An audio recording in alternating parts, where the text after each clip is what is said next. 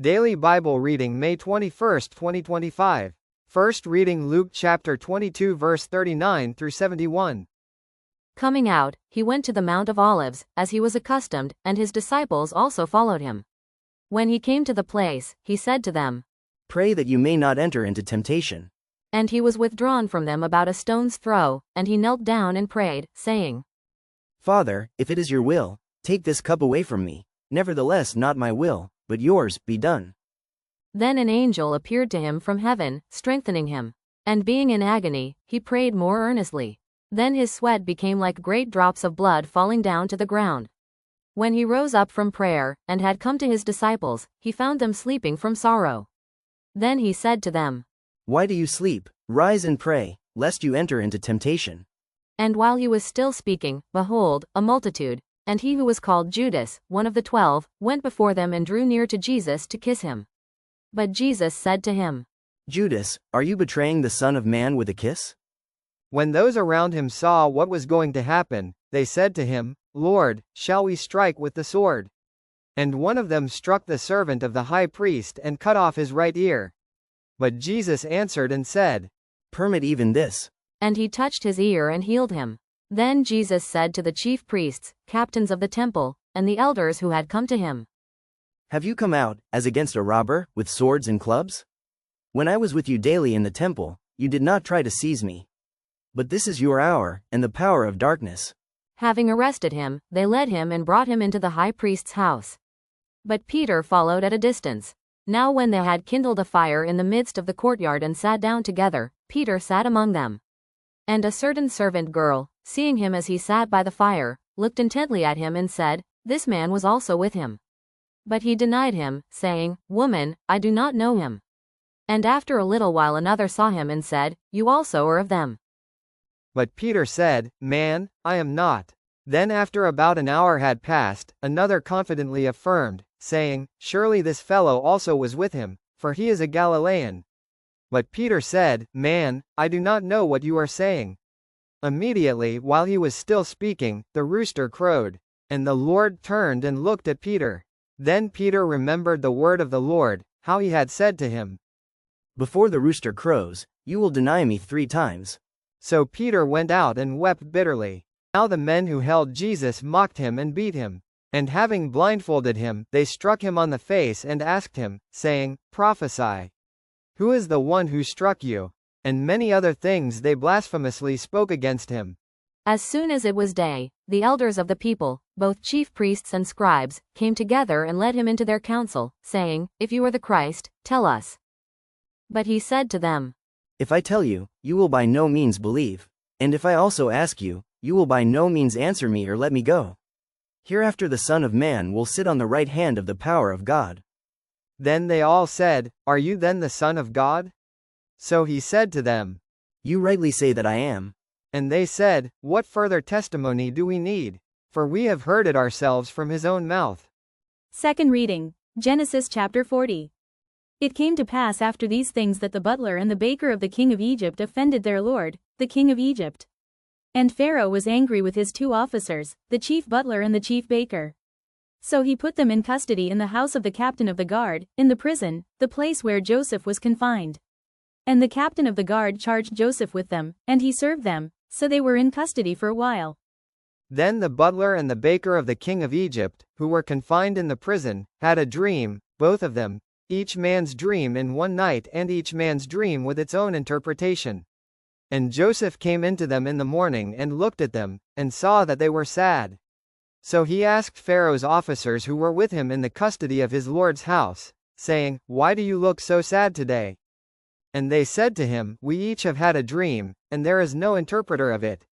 So Joseph said to them, "Do not interpretations belong to God? Tell them to me, please."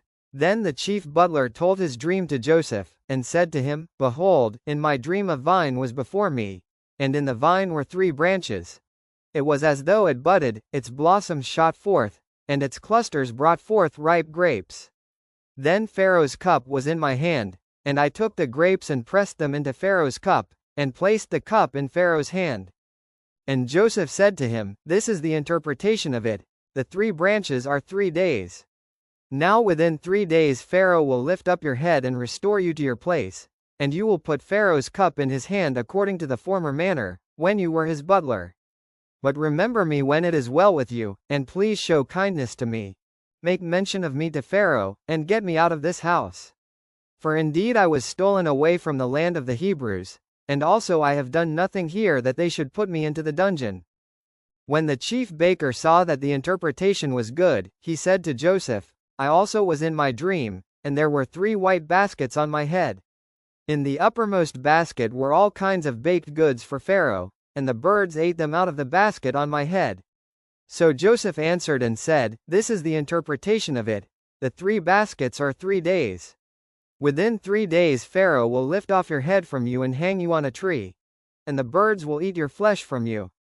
Now it came to pass on the 3rd day, which was Pharaoh's birthday, that he made a feast for all his servants, and he lifted up the head of the chief butler and of the chief baker among his servants. Then he restored the chief butler to his butlership again, and he placed the cup in Pharaoh's hand. But he hanged the chief baker, as Joseph had interpreted to them. Yet the chief butler did not remember Joseph, but forgot him. Third reading, Psalm chapter 31. In you, O Lord, I put my trust, let me never be ashamed, deliver me in your righteousness. Bow down your ear to me, deliver me speedily, be my rock of refuge, a fortress of defense to save me. For you are my rock and my fortress, therefore, for your name's sake, lead me and guide me. Pull me out of the net which they have secretly laid for me, for you are my strength. Into your hand I commit my spirit. You have redeemed me, O Lord God of truth. I have hated those who regard useless idols. But I trust in the Lord. I will be glad and rejoice in your mercy, for you have considered my trouble. You have known my soul in adversities, and have not shut me up into the hand of the enemy. You have set my feet in a wide place. Have mercy on me, O Lord, for I am in trouble, my eye wastes away with grief, yes, my soul and my body. For my life is spent with grief, and my years with sighing, my strength fails because of my iniquity, and my bones waste away. I am a reproach among all my enemies, but especially among my neighbors, and am repulsive to my acquaintances.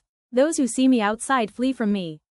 I am forgotten like a dead man, out of mind, I am like a broken vessel. For I hear the slander of many, fear is on every side. While they take counsel together against me, they scheme to take away my life.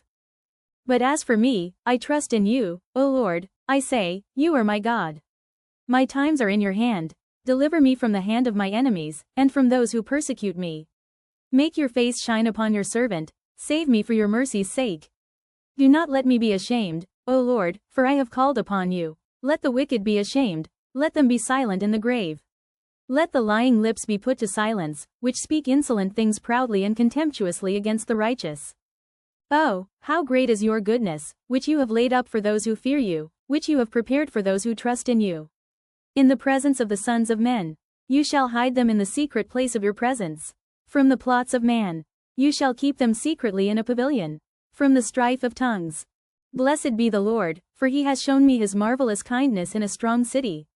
For I said in my haste, I am cut off from before your eyes, nevertheless you heard the voice of my supplications. When I cried out to you. Oh, love the Lord, all you his saints. For the Lord preserves the faithful, and fully repays the proud person. Be of good courage, and he shall strengthen your heart, all you who hope in the Lord. Thank you for joining me. God bless.